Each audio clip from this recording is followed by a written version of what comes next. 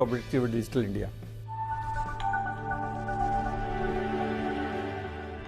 बहुत लोग पूछते होंगे या सोचते होंगे सीएससी शुरू कैसे हुआ, सीएससी का जन्म कैसे हुआ, हाउ डज सीएससी स्टार्ट। देखिए, कुछ कारण हैं जिनकी वजह से सीएससी की शुरुआत हुई और सीएससी स्कीम का ओरिजिनेशन का जो फॉर्मेट था, बेसिकली भारत सरकार चाहती थी कि गांव में लोगों के घर के पास उनको सरकारी सेवाएं उपलब्ध कराई जाएं, क्योंकि सरकार लोगों को परेशानी होती थी गांव में जाने के लिए, और उसको बनाने के लिए, उस स्ट्रक्चर को, उस सर्विसेज को डिलीवर करने के लिए एक फॉर्मेट तैयार किया गया। और ये था कि उसको कैसे किया जाए, क्या सरकारी सेवाएं सरकारी ऑफिस से डिलीवर की जा सकती हैं या कोई और नया फॉर्मेट डिज़ाइन किया जा सकता है।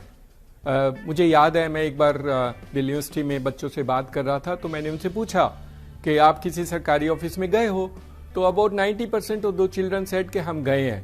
मैंने उनसे फिर पूछा कि आप सरकारी ऑफिस में दोबारा जाना चाहोगे, तो उन्होंने कहा, जोर से चिल्लाए कि नहीं। नई जनरेशन की एस्पिरेशंस है कि उनको सारी सर्विसेज उनके घर के पास मिले और उनको सरकारी ऑफिस जाना ना पड़े।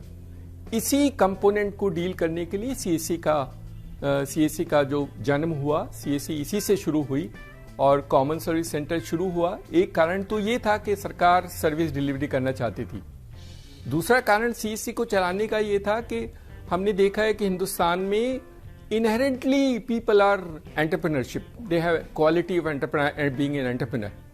अगर किसी तरह इस एंटरप्रेन्योरशिप स्किल को हम बढ़ा सकते हैं या प्रमोट कर सकते हैं, and using information communication technology, why not we do that? And that is how the government said, why not use ICT for creating rural entrepreneurship where people get jobs and employment and also engage lot of other people in trying delivering services.